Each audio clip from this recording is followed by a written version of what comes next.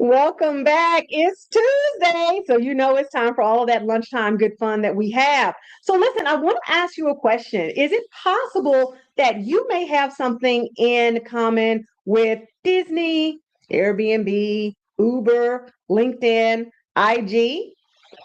And before you can say, yeah, I got those apps on my phone, that is not what we're talking about today. In fact, there's been so many conversations around what we like to call this economy that I decided, you know what? We need to get into a deeper conversation.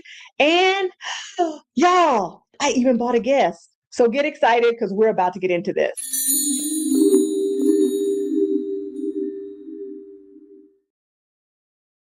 My co host today has not only been an entrepreneur for 15 years plus, and I'm sure if she's honest, it's probably a little bit longer than that because you know how entrepreneurship starts.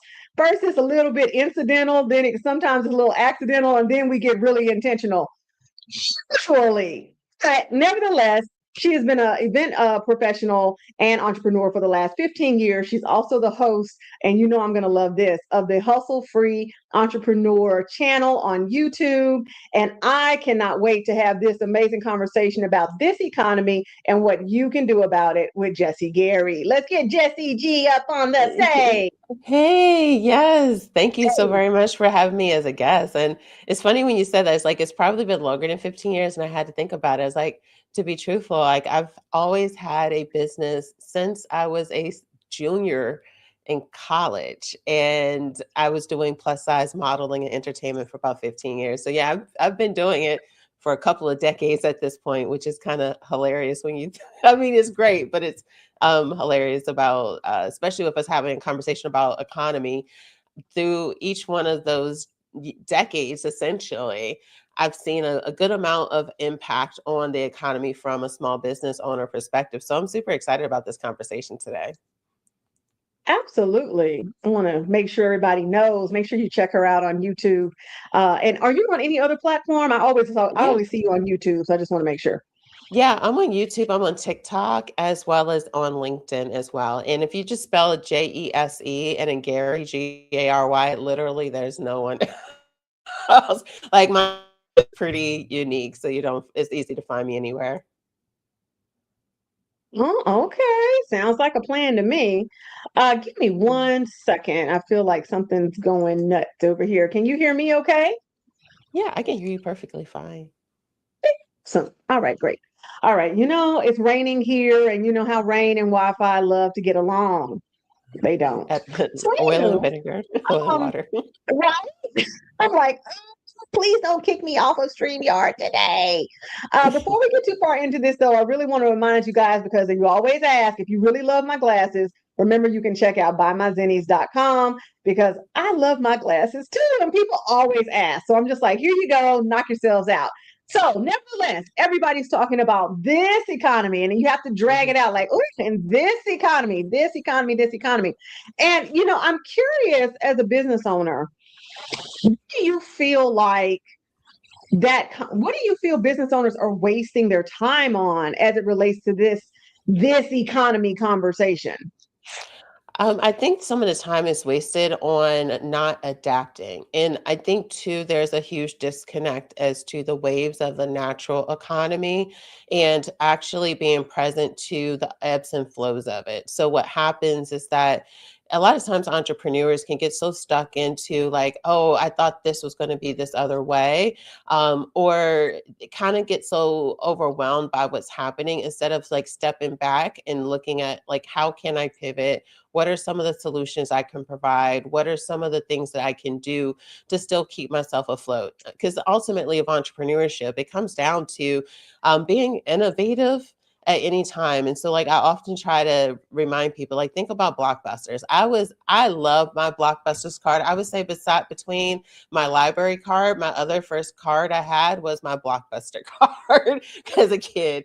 And I mean, we love Blockbuster, just going to be able to pick out your own movies and things like that. However, if someone was born in the last 15 years, they probably don't even know what Blockbusters was, and it's because of No idea. adaptation. And so I think that it's okay if the way things are adapting, you no longer want to be a player. But if you really want to be a player still inside of your industry and niche, it does take being innovative to be able to figure out how you can still play a part in the industry you're actually in. Or if you want to, too, because that's an honest conversation as well.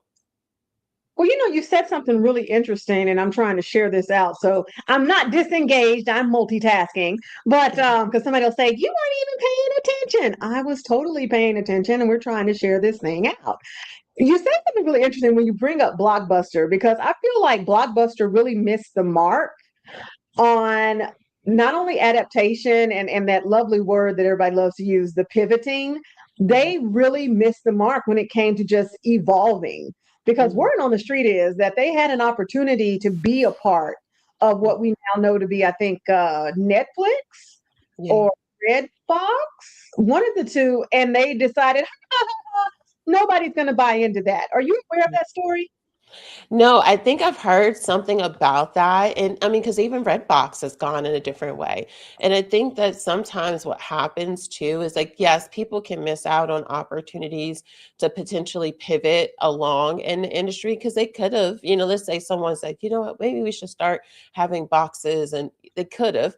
Or sometimes it's just like, this is the direction we're going to do, and we're just going to cut it as a loss and start something new or just close out the business. Because I think too, for small business owners, we need to be present to those life cycles as well. Like, I think that sometimes we're not aware of when we should be walking away. So sometimes we can hold on to things a little bit too long. Or it can be the fact of like, do I keep pivoting or going with the new innovation that's there and create something that I don't want to create? Like, I had to come to terms with some of the new innovation that's coming out in the industry that I work with in housing communities, and there's a lot of tech involved. And I'm just like, you know what? I love that. However, and that's not my ministry. And it becomes like, so do you just either pivot to who you serve, or do you stay true to it, or do I shift how I might have thought it would be a legacy brand, and just be okay with like, this is what it is for right now. So I think that having a honest awareness of what you're building and what is the longevity, if you're even trying to build for longevity.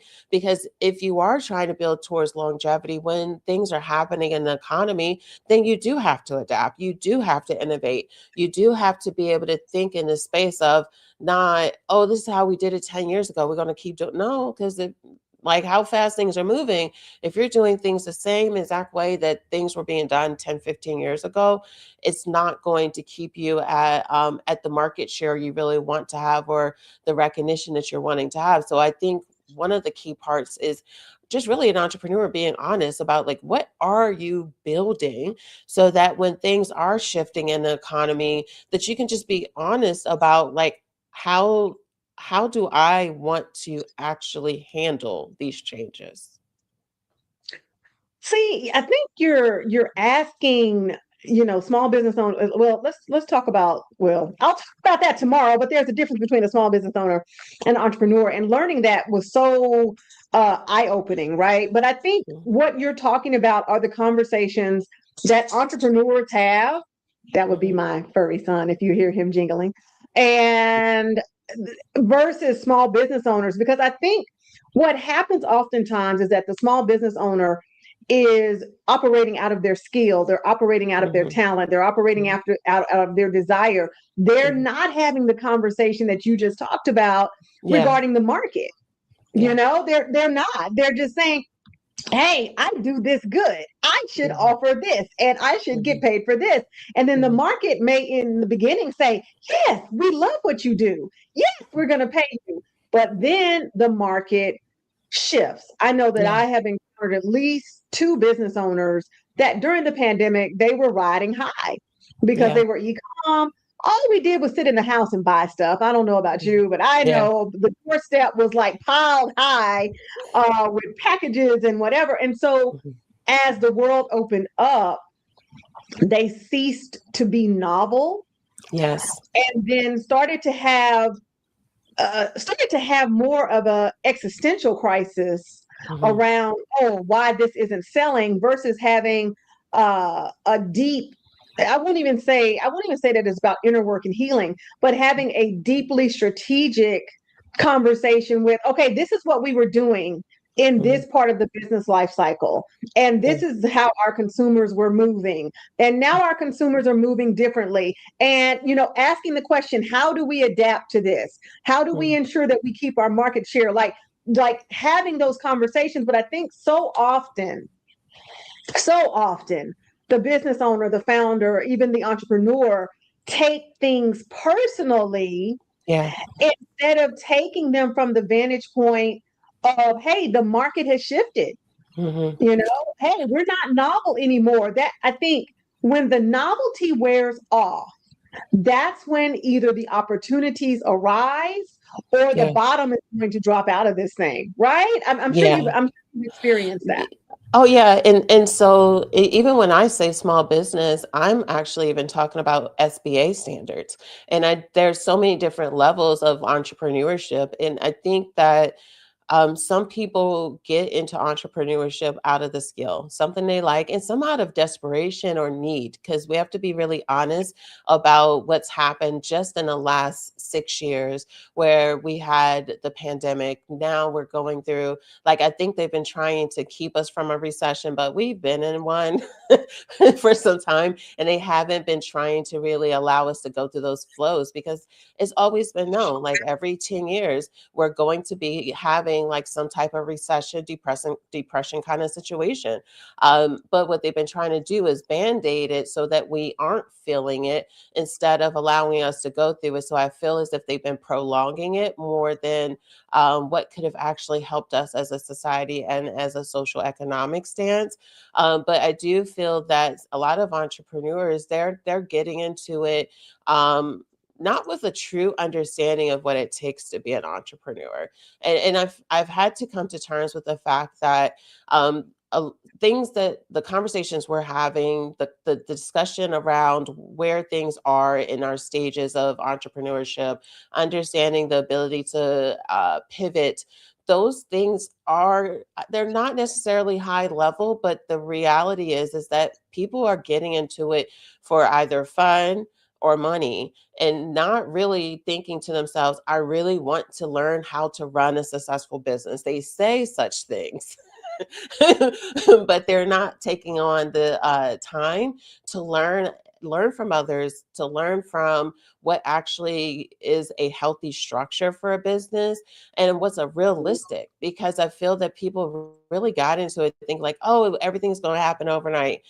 Like, I remember during the pandemic and when everybody was on beaches saying, "Oh, you can make 7 figures drinking Mai Tais on the beach," and I'm like, here I am at that point, like 10 plus years, and I'm like, "What am I doing wrong?" Like, but then they started to realize like, "Oh, no, I gotta pay taxes." or it's all these realizations about it, or like they Yeah. felt like they got scammed, and the amount of people that were selling courses and coaching that never actually had businesses. Their business was coaching, not actually running a actual business. And don't come for me about saying business coaching isn't, but like for my business that has actual like cost, not just how much it costs for me to have my website. Like I actually have fiscal costs. If you don't know about inventory management and certain things, like what are you about to see? Like, what are you about to teach me if you only been a business coach for 2 years? Absolutely nothing. So it comes down to like there's a good amount of people that were in the high of the 2 year high, because that's what it is. I mean, because a good amount, I think it's like 75% of businesses don't make it past their first year. And then that out of the ones that do, another percent don't even make it past 2 years. So to even get to 5 years is was still having a business functioning is an anomaly. And even when we're talking about from a revenue standpoint, most small businesses by SBA standards are not making over 6 figures in revenue. Promise You I didn't. Everybody, I'm making these faces because I'm like, I promise I didn't tell you what I have been talking about for the last couple of days rather, Hmm. because I had really just been going off about these business coaches, and I've done it for years. Yeah. People will tell me, "Oh, you're my business coach," and even though, yeah, I got the credentials, I got all the things that would make me viable as a business coach if I wanted to position as that. But Yeah. I feel like there's so many people that are offering this contrived reality Hmm. of come get into my 33 step. And this is someone that actually slid into my DMs. Like, oh, I'd love to tell you more about my 33 step program for 8 figures. And I'm like, sir, you lost me at probably step 2.5 because the Yeah. way this is set up, we're not going to be able to build. I am Hmm. gone. I Yeah. am employed. But Yeah. I've said this and I'll say it again and I'll say it and I'm not going to come for you. That's why I was sitting there like, I did not tell her this. What is going on? I'm like, people need to become aware because we tell them, get supported, right? Hmm. And I believe, like you, when we're talking about small business, we're not talking about startup and trying to No. stay up. We're talking about SBA level, which is in the millions, if most people don't know, and it depends on your industry. Yeah. Sometimes I think it's as high as 29.2 And it's million. based off of the amount of employees you have. And so like Yes, that's where that, people be like, yeah, because think about it, even in the pandemic, like people were like, how did this restaurant, there's a Ruth Chris? I'm like, because that's an independent. Like, like yeah, people have very small understandings about what business actually is. Like people don't they do. understand how franchise owners are small business owners. Like, or even how, if I'm doing a legacy brand, how can I make my brand a franchise? Like where we kind of don't think of the bigness that it can be. And when I'm saying Right. bigness, I'm not talking about international or national. I'm just talking about having a business that is able to actually thrive in some kind of capacity. Because if we're not taking on those beginning steps and not necessarily getting into the weeds of thinking through, like, I need to know all of the steps, because you will continue to learn. But I think too, that's the part about entrepreneurs, is that you do have to continue to learn, and not just learn about what your skill is, but to learn about entrepreneurship and understand how we're going to talk about the economy. Like you have to know how all of these things are intertwined. I mean, we see now like all of these industries are being impacted, and you knew good and well they voted for those people. And I'm just like, so yeah, like, so you got a whole company, and the platform is pretty clear, pretty clear, but you voted knowing that they can't connect policies to their business because of lack of understanding. And it's Mhm. unfortunate, because you see the farmers, you seeing people that were, I mean, because even in the event industry, like most of our stuff is not made here in America. So even before the election was won, I'm like, I don't think that people that are in the event industry, if they're voting that way, they're clearly are uninformed about Oh, that part. about the stance on immigration. I guess people like, I didn't think that. I'm like, the sign said mass deportation. I mean, like, Yeah. the sign was clear what that They meant. didn't It mean made, mass, though. They didn't yeah. mean mass. What they meant was some people. I'm like, that. No, no, it said mass. Exactly. The rhetoric was clear. How you decided it, so you can go to sleep at night is a whole different conversation. But I want to get Mhm, back to quite a few things that you said, and I mhm. can't believe we're almost at time. That's crazy. I'm sorry. People don't understand the bigness. Yeah, Like there's a quote. If I should have been making a little like thing on that, they don't understand the bigness and everything. I see people, and I hate to say this, and don't come for me when I say this. Stop announcing that you got an LLC because nobody cares. no, It's business formation. Like, yeah, who cares? All you mhm, did was tell the IRS that you that you want to give them money now. That's what you yep, did, and all you did was remove your business liability, your the ability for somebody to attack your assets because you're mhm, no longer a DBA, you are an entity. Yeah. And that still requires you to have ongoing conversations with a CPA and possibly even an attorney if you're dealing with a lot of intellectual property.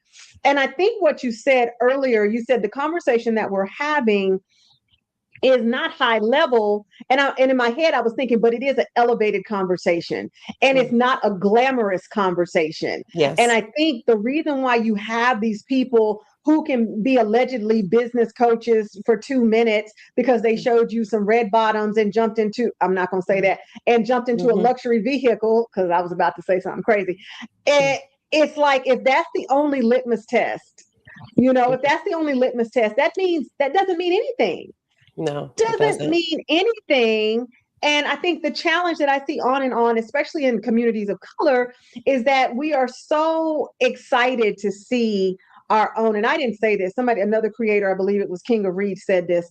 We are so excited to see people wearing our same skin suit succeed Mm-hmm. that oftentimes it is weaponized against us in the form of parasocial relationships. Yeah, that's got to be King of Reeds. Yeah. And I think the challenge that I see so often is almost like the church challenge, right? You're so beholden to pastor that whatever he does, oh my God, that's my pastor.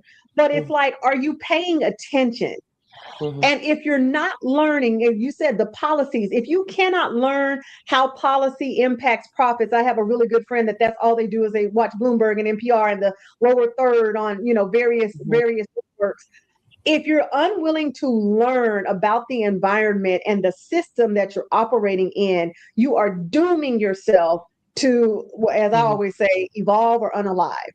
Like, you Yeah. are dooming yourself. So, I mean, oh my God, we could go on for this forever. But I think what I want to talk about is, how do you feel that, even though people might be saying, oh my God, this economy, how do you Mm-hmm. feel that there are still opportunities to leverage this? I have my thoughts, but I want to hear yours. Yeah, no, I think that there's still going to be a lot of opportunities. I think that in every type of economy, there's or economic flow, there's always going to be a opportunity. It just comes down to people taking the time to either brainstorm what is available and also understand what their local economies are going to be, how they're going to be impacted, but not thinking about it from a negative way. Because I feel as if that's the one thing that can either create success or failure for some people, is that if you're looking at, hey, these tariffs, or hey, this is what's happening, instead of, okay, well, my clients or my customers and people in my community still need something. So if they still need something with the skills that I already have, the resources that I already have, how am I able to now serve them? How am I able to still be able to do something that doesn't require for me to completely reinvent my brand and my business? And also too, I think it just comes down to being present to the fact of, like, do I still want to do my business? And if I don't, that's fine as well. But what kind, like, how, where do you go from there? Like my mother, growing up, and I think too, the biggest thing about this conversation is sometimes just people don't know what they don't know. It was two parts to it. People don't know what they don't know, but then we also have to be honest that the average American has a fifth grade comprehension. Yeah. Sorry, but no sorry. Like, it's nothing I can do about that. And so here's Right. the thing, is that if that's a hindrance, and that doesn't mean you didn't graduate high school, that does not mean you didn't graduate college. It just means that there might be some limitations in just being able to understand these conversations as well. But I think one of the things that was a great benefit to me is that my mom, out of three of her businesses, two she was able to sell, and I'm still able to get a residual check from that one of the businesses, because the other one was sold when I was 18 years old. And the other business that wasn't able to get sold was because in the recession in the late 80s, early 90s, she had a temp agency. And so due to us being in DC, she lost some government contracts that was housing. And mind you, while doing those three businesses, she still was a public school teacher. So my perception on business and possibility is going to be a lot different than someone that hasn't had those exposures, and understanding the importance of understanding. So, like, if you do have that barrier of comprehension, and that's no shade, because we all have our own things. Like, I just found out I'm high functioning ADHD. We all have our things, whatever. But like, what are you going to do to help get yourself?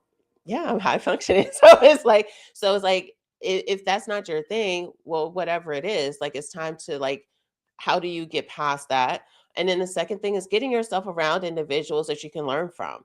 Like I was blessed that majority of the people in my inner circle have businesses that have had different flows of Yeah. businesses, be it full time or not. So I've known the importance of being able to research things. I've also known how businesses go up and down. If you're the first person in your circle that has a business, you know that by that second year you might be thinking like I might need to quit. Like, but if you ever saw how someone had to shift, how they had to price for profit, how they had to navigate through different adversities and challenges, what happens is that when these things happen, when this economy happens, you feel like you're an anomaly when literally there's nothing new.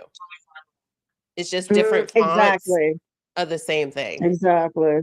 Different. Ooh, that's so good. Different fonts. And I think also the other challenge is you say, so I've always been very honest about the fact that I grew up upper middle class. Yeah, My father same. had his own business since he was in his 20s. Mhm. My grandfather had his own business. Like I understand that, right? Yeah. And I think you make some super salient points in terms of if you don't have the understanding. First of all, we love that our ancestors, predecessors, etc., set some foundation. But what I see too often is that somebody will say, hey, I'm in the 21st century, but my great great grandmother had rent houses and I'm going to do it just like she did. And I'm like, Mm. you can't use mama's logic. In Yeah. the 21st century, you're going to have to do this bit differently because the market has shifted. I Mhm. believe, and I'm going to say this out loud, Black people did business very differently when all we had was each other, Yes. very differently. And that's a whole different conversation for another time. But I feel like you. I feel like because we're looking at companies, Disney and Airbnb and Uber, some of the ones I mentioned earlier, LinkedIn and IG, that were all started at some point of economic downturn. I think Yes. there's an opportunity that you it almost mandates if you want to survive. I go back to my statement: you evolve or unalive. That's Yeah. it. And being willing to say, you know what? And I've had to do this, and I work with founders. I'm a what I call a foundership and entrepreneurship educator, and I had to look at my own funnel, Jesse, and be like, "Girl, your funnel is failing miserably. What is going on here?" Now, Mhm. pandemic, everything was up. I was all the way up. It was beautiful for about 2 years, and Yeah. then there was this thing that happened, and it shifted. And so the willingness, and I believe it's a superpower, the willingness to look at what you're doing and understand, you know what, I may have taken this as far as I can take it with the Yep. knowledge I have. Let me get into a room that probably isn't, selling low vibrational plates. Yeah, I Yes. did. But let me get into a room where there's real information being imparted, where maybe I can impart it. I can find somebody who can support me. And yeah, you may have to pay a little money for that. We got to stop thinking that free Mhm. things are the right things, because you can get a Mhm. lot of things for free that I can guarantee you don't want. Yes. But even if you don't want to become the next Airbnb or the next Uber, I believe that when you're looking at recession, economic downturn, please understand it takes 2 consecutive quarters, I believe, for them to declare a recession. And then by then, sometimes we're on our way out. So economics is very weird. But understand that you're going to need resources. There's no way that you're not going to need the resource of people, of money, of information, sometimes even of influence. Mhm. And I'm going to say something that may sound completely crazy, but I think you'll understand why I'm saying it. Set your mind on profitability. Yes. I believe we have so many terms floating in the ether that business owners, especially new ones, can pick up and say, well, I'm building my brand. Well, I went Mm. viral. Well, and I'm like, There's so many. you're these crazy metrics. That's cute. You Mhm. went viral. How many people bought? How many people got on your calendar? How is that Mhm. impacting your bottom line? How is that impacting your market share? Did Yeah. your did your competitors get shook? And now you're Yeah. seeing what they're doing. That's kind of like what you're doing. Like we will put the metrics over the mission every single day. And I'm Yeah. like, stop that. Focus on being profitable, focus on generating revenue, and Hmm. then focus on being profitable, because so many times we don't. The business is validating us externally, but it's not Yes. validating us, or it's not supporting us. Let me not say validating, supporting us financially. And I'm not talking about the lean seasons. Like we all have lean seasons. I'm Hmm. saying that this thing that you're doing doesn't generate revenue because you're too busy trying to go viral, Or you know? or not really understanding what profitability is as well, because like I've realized That's that happened to me too.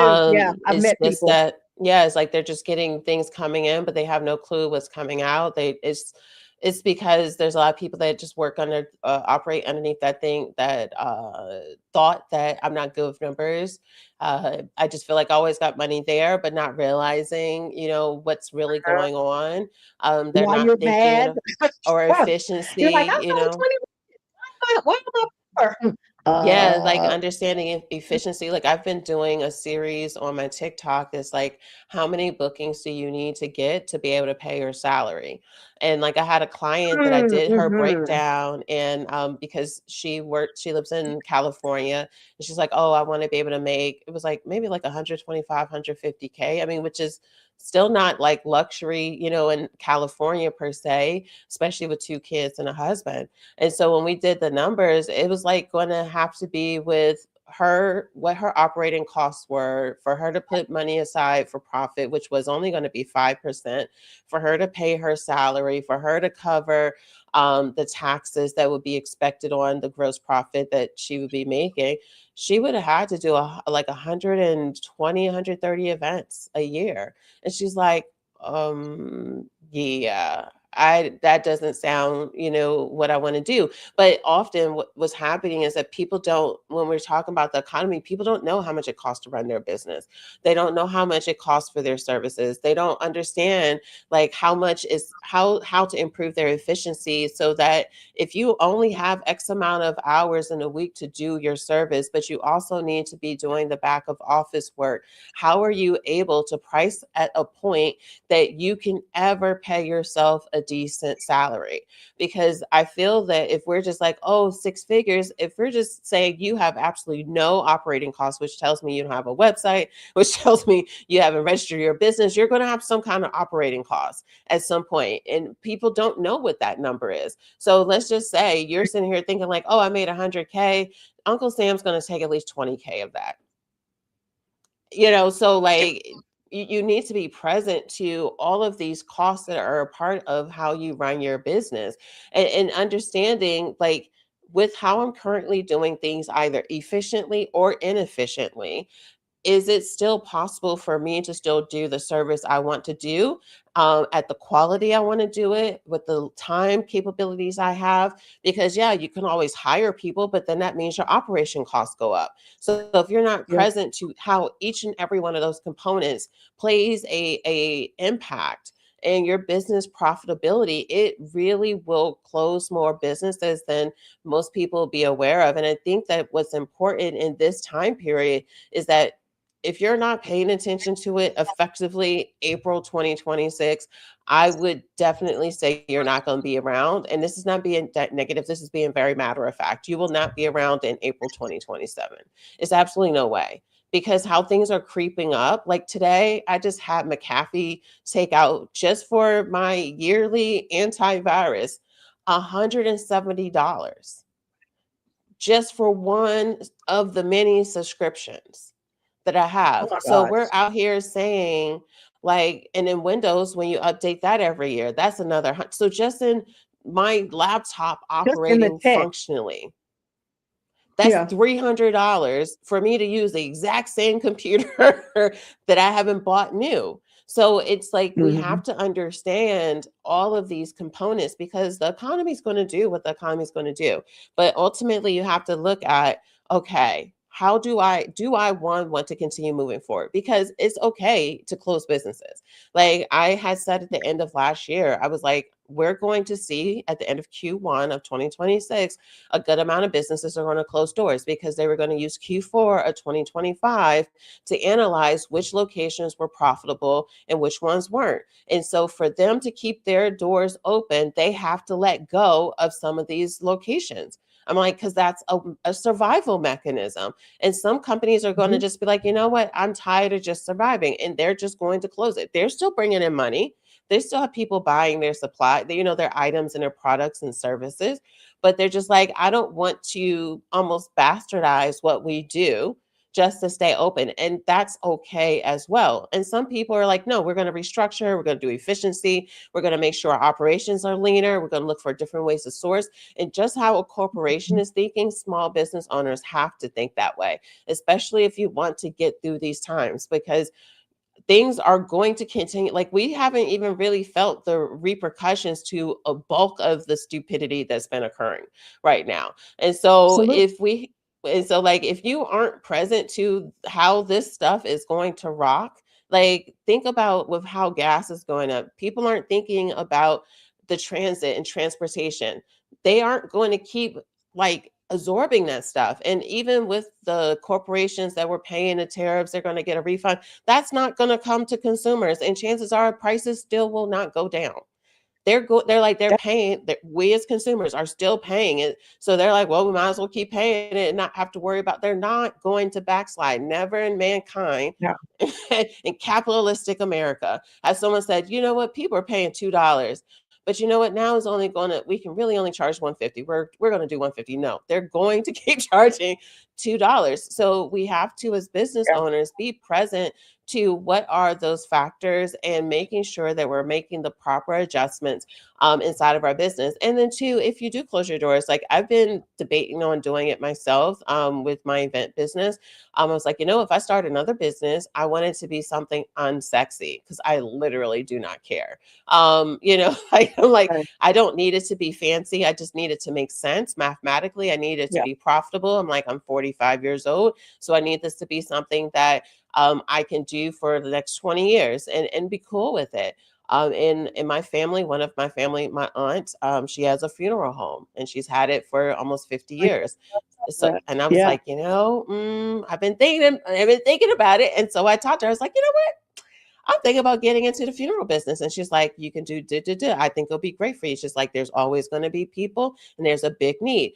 I am fine with doing that. So I think for entrepreneurs and small business owners, I think it's being present. Is this just something I'm building for right now? Is this something that I want to grow and to be big? Is it something that I want to be a legacy company? Am I building? I had a mentor or accountability partner. He passed away because he had cancer a couple of years ago, but accountability partner who literally was building a transportation company with the intent of selling it.